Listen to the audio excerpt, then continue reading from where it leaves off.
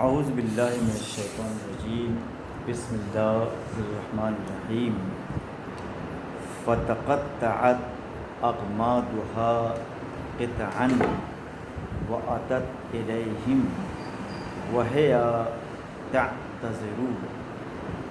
جیسا کہ یہ بات پیچھے بتائی جا چکی ہے کہ جو فوجی ہیں، جو اس ملک کی فوج ہے، کہتے ہیں کہ وہ اس قدر بہادر ہیں اور اس قدر جری ہیں کہ ان کی تلواروں کی میعان جو ہے، جس میں تلوار رکھی جاتی ہے، کہتے ہیں کہ وہ ٹکڑے ٹکڑے ہو گئی ہے اور یہ تلوار خود ان کے پاس آتی ہے اور معذرت کرتی ہے۔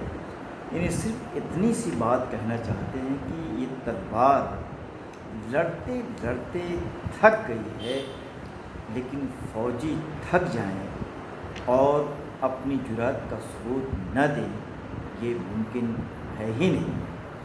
فالشاعر هو يقدم هو يبرز قوة الجيش لأم علي جعفر ويقول أن هؤلاء الجنديين وهم أظهروا همومهم بوجه ذهاب والده لم يخلو مطلعها ولا افلت وبنو ابیها الانجم الزہرو۔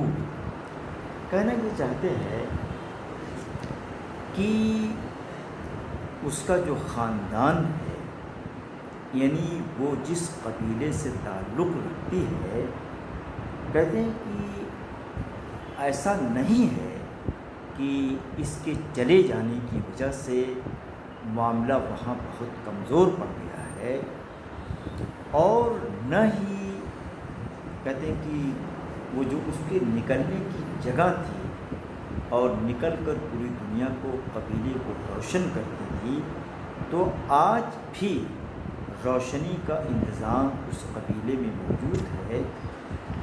اور کہتے ہیں کہ اس کے والدین کے جو بچے تھے، یعنی اس کے گھرانے کے، خاندان کے جو نوجوان تھے، وہ بالکل ستارے کی طرح جگمگا رہے تھے۔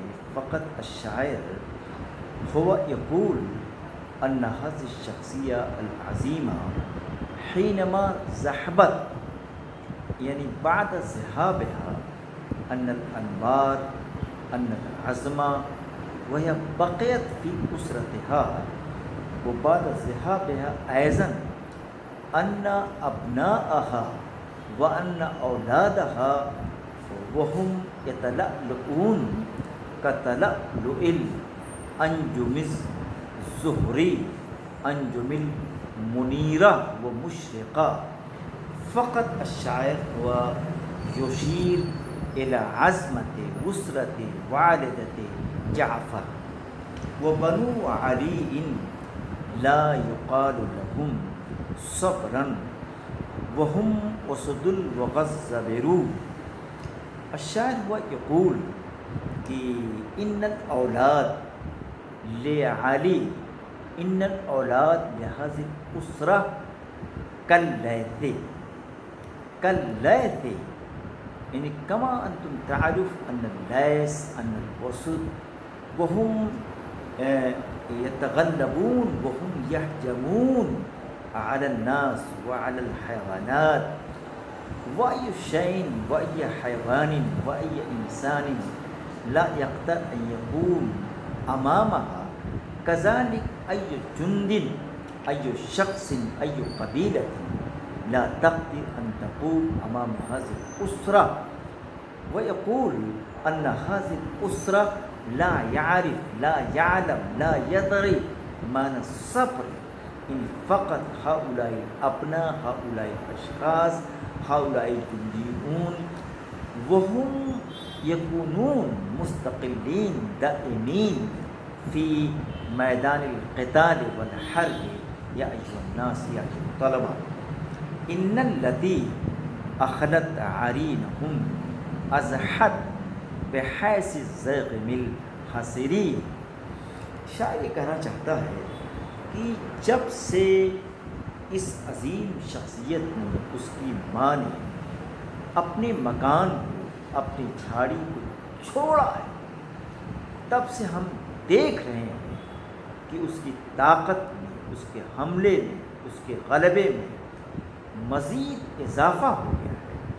جس طریقے سے شیر ببر ہوتا ہے، کہتے ہیں کہ اپنے شکاری کی ہڈیوں کو توڑ دیتا ہے، پسلیوں کو مسل دیتا ہے، اسی طریقے سے وہ جانے کے بعد اس نے ایسی روایت اپنے خاندان میں چھوڑی ہے کہ اس کا خاندان مزید طاقتور ہو گیا ہے.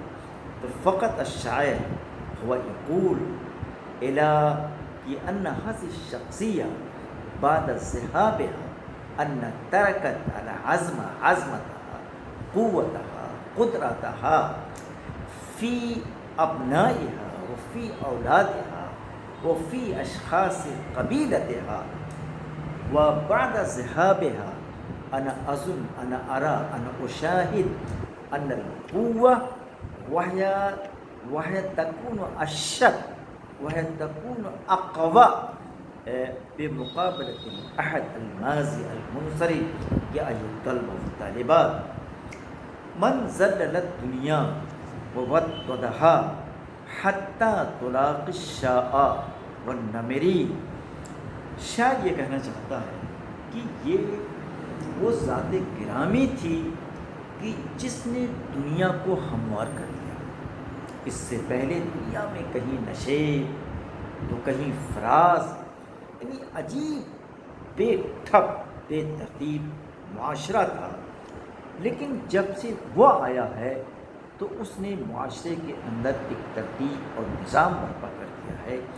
اور عدل و انصاف کا یہ حال ہے کہ ایک ہی گھاٹ پر بکریاں اور چیتے دونوں پانی پیتے ہیں. شاعر یقول کہ قبل هذه الشخصية أنا وجدت القهر، أنا وجدت العزم، أنا وجدت الاجتهاد في هذه المملكة.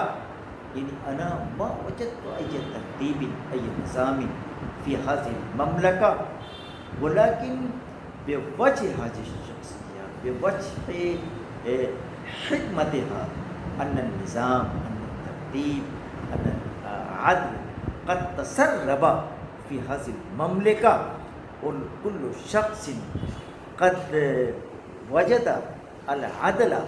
وفي هذه الأيام أنا عارف أن الشاء وأن النمر وأن الوسط كلاهما يشربان الماء على منهل واحد. يا أيها الطلبة، يعني أن العدل وقد عمم وقد روج في جميع أنحاء مملكتها. يا أيها الطلبة والطالبات، بلغت مرادم من فدائهم والأم في الأبناء تبقروا.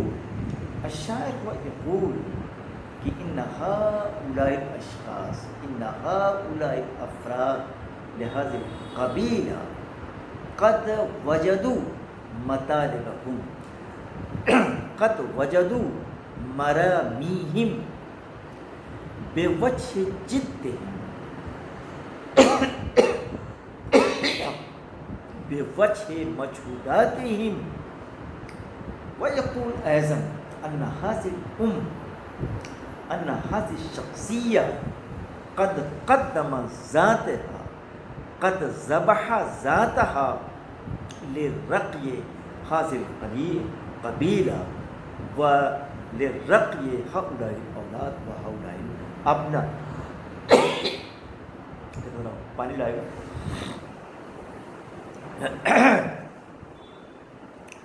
تاتی اللیالی دونها ولها فی الوقر مجد لیس ينعقر. ويقول الشاعر أن الليالي وأن الظلمات وهي تشاهد وترى وتنظر بدونها. يعني أينما حيثما هذه الشخصية وهي تكون موجودة، فأن الليالي وهي قد فرت وهي قد ذهبت بعيدا عنها من هذا المكان. وكذلك هو يقول أنا وجدت مجدا، أنا وجدت وقارا. الوقار في هذه القبيلة في هذه الأسرة، وهذا الوقار وهذا المجد وهذه الأزمة لا لا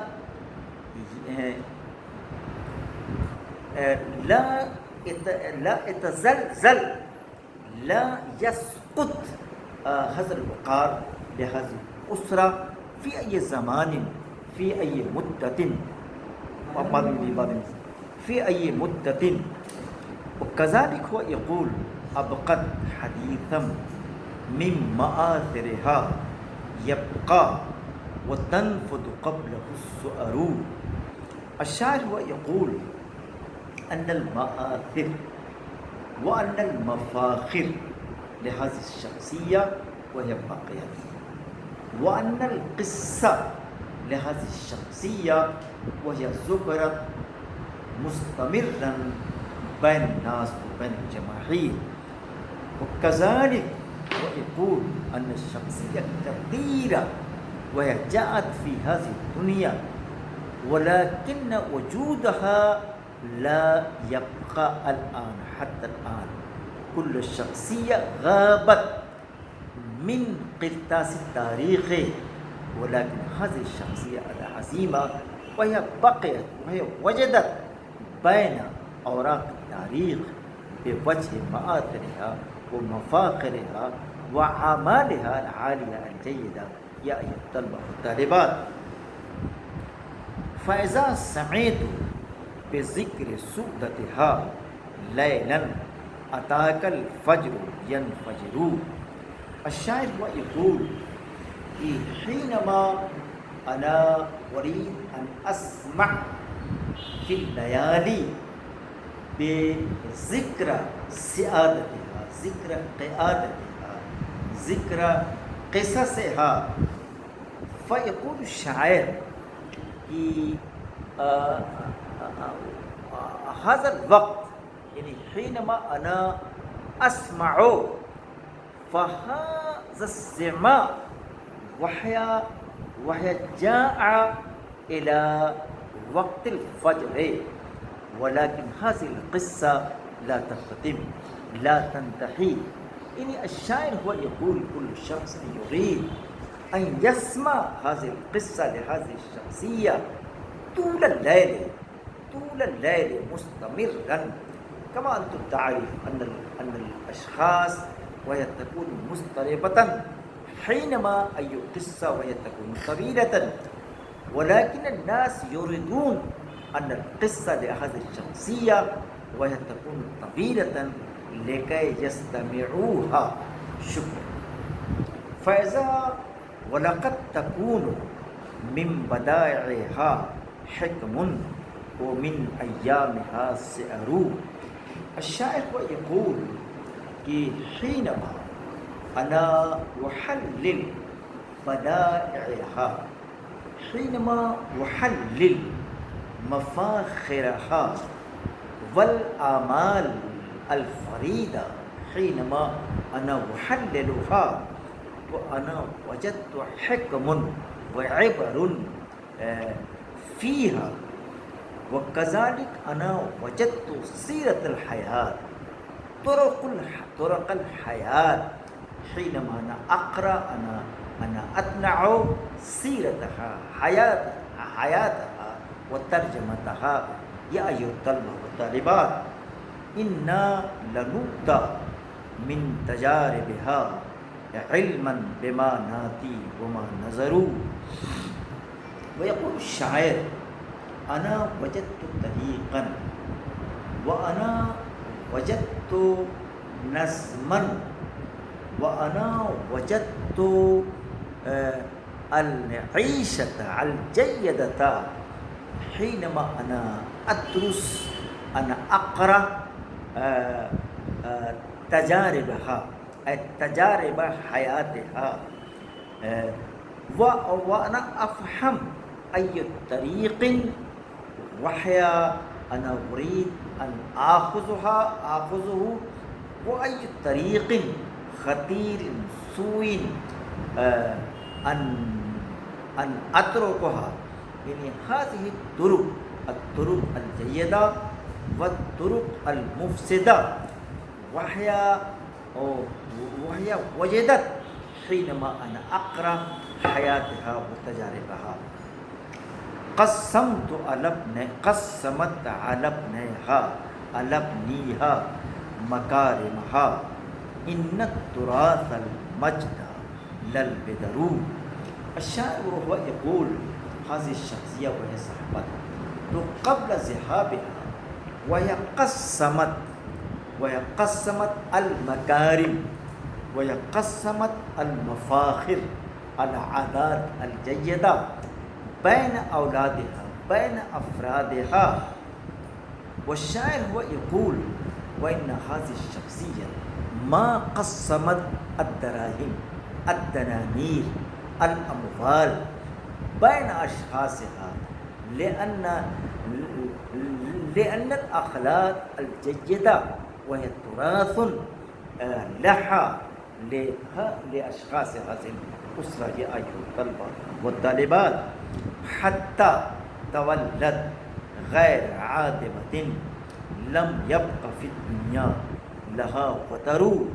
شاعر یہ کہنا چاہتا ہے کہ یہ جو عظیم شخصیت ہے دنیا سے چلی گئی، لیکن دنیا کا کوئی شخص اس سے ناراض ہوا ہو، کسی شخص کو اس سے کبھی شکایت رہی ہوئی ہو، یہ کبھی ممکن نہیں رہا ہے. اور کہتے یہ نہیں کہ جب تک وہ دنیا میں رہی تو اس کی یوں سمجھیے کہ کوئی ضرورت ہی نہیں تھی. یعنی صرف اس کی ضرورت یہ تھی کہ اپنے مکارم، اپنے اخلاق کو اپنے لوگوں میں تقسیم کرے. کبھی اس کی کوئی ذاتی اس کا مقصد نہیں تھا. لوگوں کا مقصد لوگوں کی زندگی تھی، اصلاً اس کی میراث سے اس کی زندگی تھی. من بعد ما ضربت بها مثلا قحطان واستحيت لها مزر. الشاعر هو يقول أن هذه الشخصية وهي ذهبت بعيدا عنا، ولكن أنا وجدت تصويرها، أنا وجدت مثالها، وأنا وجدت عاداتها في القبيلتين وهي قحطان وهي مزر. إن هذين القبيلتين وهي انتسبت إلى هذه الشخصية والعزيمة، يعني أن المفاخر وأن المآثر لهذه الشخصية وهي بقيت الآن أيضا في هذين القبيلتين. وإذا صحبت العيش أوله صفو فحين بعده كدر. كما أنتم تعرف هذه القصيدة لها ثلاثة نواحي. الناحية الأولى كما أنتم تعرف الشاعر هو يقدم زوال الدنيا، هو يقدم مفهوم الفناء، يعني أن الفناء لازم لكل شيء لكل إنسان. بعدها تقديم هذه الناحية الأولى الشاعر هو يجيء إلى الناحية الثانية، يعني أن الشاعر هو يقدم الأوصاف العادات لوالد جعفر، وكذلك هو يقدم الشاعر أوصاف أبناء علي عيزا. وبعد تقديم هذين الناحيتين الشاعر هو يقدم إلى هذه الناحية الأخيرة ويقدم تجاربه أمام الطلبة والطالبات، ويقول کہ جب ہم زندگی کے بالکل ابتدائی حصے سے کہتے ہیں کہ ہمارا مواجہہ اور مقابلہ ہوتا ہے تو زندگی کی ابتدائی کڑیاں بڑی صاف ستھری ہوتی ہیں، غلاظت سے پاک ہوتی ہیں، لیکن دھیرے دھیرے زندگی کا دامن جیسے آگے بڑھتا ہے تو گدلاتا رہتا ہے، غلاظت سے آلودہ ہوتا رہتا ہے۔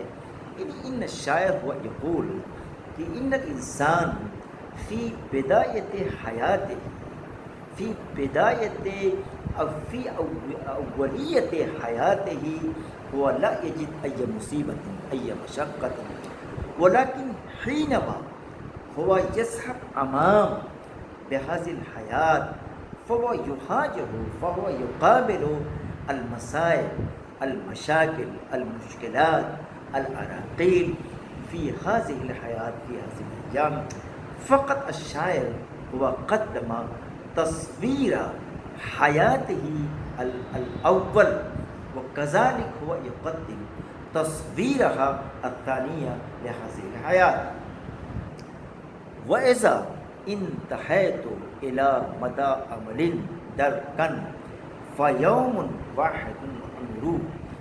شاعر یہ کہنا چاہتا ہے کہ جب ہم اپنی امید کی کہتے ہیں آخری حد کو پہنچ گئے تو اور اسے پا لیا تو ہم نے یہ سمجھا کہ یہی جو دن ہے یہی ہماری زندگی کا حاصل ہے۔ جیسے کہ آپ کہتے ہیں کہ کوئی چیز جیسے آپ زندگی پر محنت کرتے ہیں IAS بننے کے لیے اور جس دن رزلٹ آتا ہے تو سمجھ یہ کہتے ہیں کہ یہ میری زندگی کا سب سے خوبصورت دن ہے۔ فہذ نقطہ الشاعر یقدم بهذا الشعر حینما انا وجدت انا انتهيت الى مطلبه الى عمله الاصلی الحقیقی فانا وجدت هذا اليوم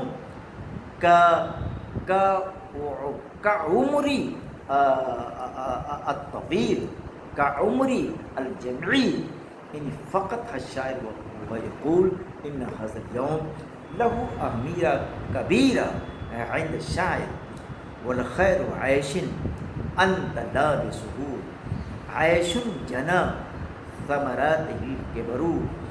سب سے بہترین زندگی وہ ہے کہ جسے تم اختیار کرو تو وہ زندگی ثمر بار ہو۔